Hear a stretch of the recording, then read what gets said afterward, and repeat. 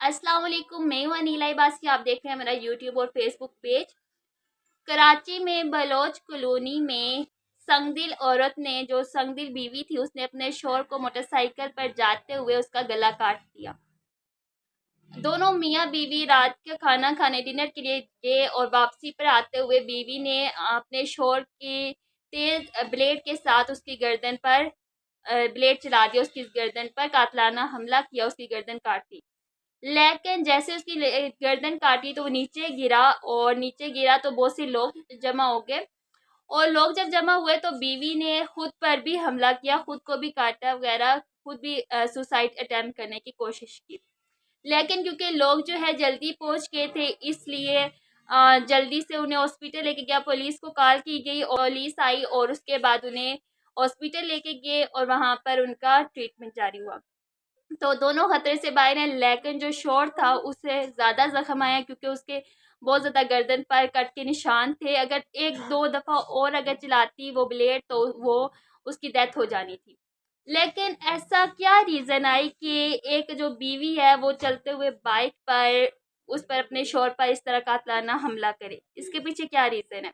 सबसे पहले बात तो ये है कि आजकल ऐसा टाइम आ गया है कि ना तो एक औरत अपने शौहर के पास महफूज होती है, ना ही शौहर औरत के पास महफूज होता है। अनटिल के इंसान के खूनी रिश्ते भी जो है ना वो भी महफूज नहीं है।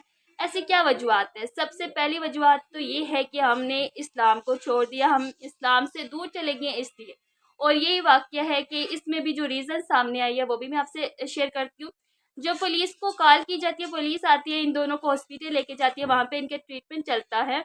और जब शौहर से इंटरव्यू लिया जाता है, पुलिस को उसके शौहर ने, हस्बैंड ने स्टेटमेंट दी है, वो सुन के आप सभी हैरान होंगे कि एक पहले ये हंसी खुशी जाते हैं जी, डिनर पर जाते हैं, और वापसी पर ये हादसा हो जाता है कि देखिए लास्ट ईयर भी एक वाक़या हुआ था कि दो दोस्तों ने बैठे हुए नमाज़ पढ़ने गए, वापस आए तो उन्होंने, पिछले दोस्त ने अगले दोस्त की चाकू के साथ गर्दन काट दी थी, बाकायदा वीडियो भी आई थी।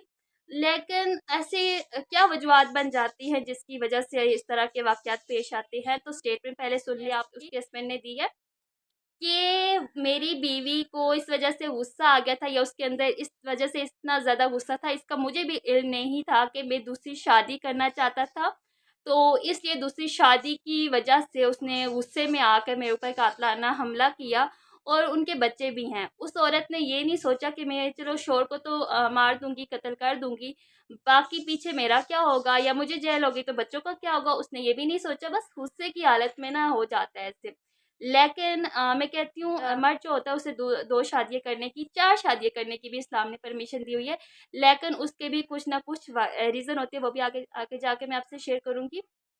लेकिन पहले इस वाक़या को डिटेल में आपसे शेयर कर दूँ कि और कोई रीज़न इन दोनों के दरमियान में नहीं थी, सिर्फ़ यही रीज़न थी। जो भी इन्वेस्टिगेशन हुई पुलिस ने की, सिर्फ़ एक ही रीज़न निकली कि दूसरी शादी। अब ये भी नहीं क्लियर हुआ कि उस बंदे ने शादी कर ली थी, अब नहीं, अभी करना चाहता था। लेकिन जहाँ तक हुई है कि ज़्यादातर यही इन्वेस्टिगेशन में आया है कि उसने अभी तक शादी नहीं की, वो करना चाहता था। इस वजह से उसकी जो बीवी है उसने उस पर कातलाना हमला किया, और फिर उसे अगर 2-3 वारें और करती तो उसका कत्ल हो जाता।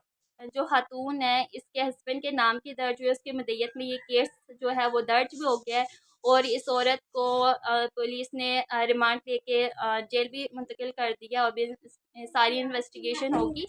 तो देखिए, अभी मैं आपको बताती हूँ दूसरी शादी करने की शरई हैसियत क्या है, वो आपसे शेयर करती हूँ कि अल्लाह ताला ने इरशाद फरमाया कि मर्द को जो भी औरत पसंद आए उससे वो निकाह कर सकता है। एक निकाह कर सकता है, 2 निकाह कर सकता है, 4 भी निकाह कर सकता है। लेकिन उसके भी आगे किस तरह वो कर सकता है? सबसे पहली वो है कि वो अगर एक बीवी को भी बराबर के हकूक दे सकता है, मतलब कि तवाज़ुन रख सकता है उनके दरमियान में। अदल व इंसाफ पर वो कायम रह सकता है, एक बीवी के साथ भी, दूसरी बीवी के साथ भी। तो फिर उसका मैटर है वो 1 शादी करे, 2 शादी करे, 4 शादी करे। इससे औरत को कोई लेना देना नहीं होना चाहिए। और जो ला आजकल का पाकिस्तान में कर दिया गया है कि मस्ट है कि शादी से पहले आपने बीवी से परमिशन लेनी है।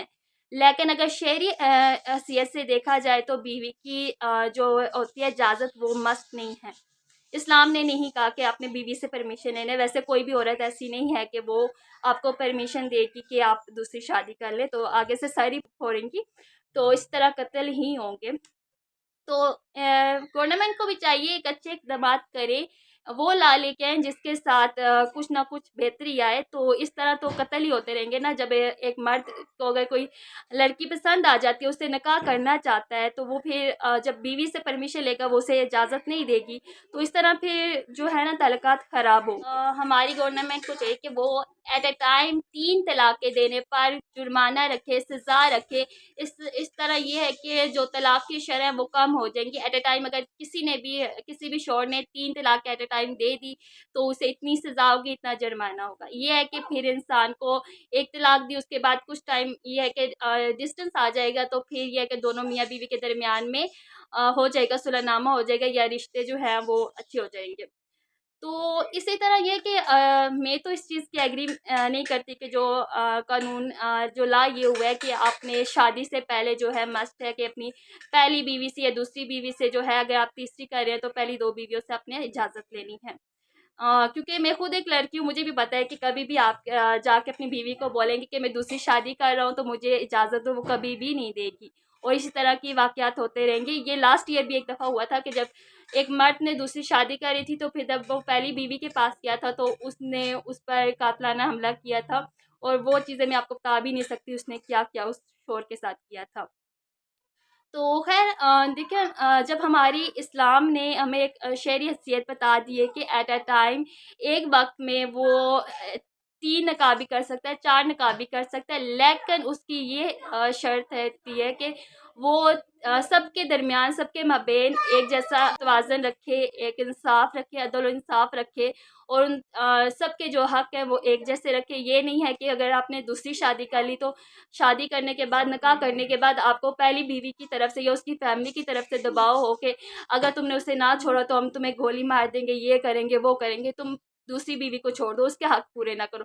اگر آپ دوسری شادی کرتے ہو تو پہلی بیوی کے حق ادا نہ کرو, پہلے بچوں کو ہی نہ پوچھو آپ.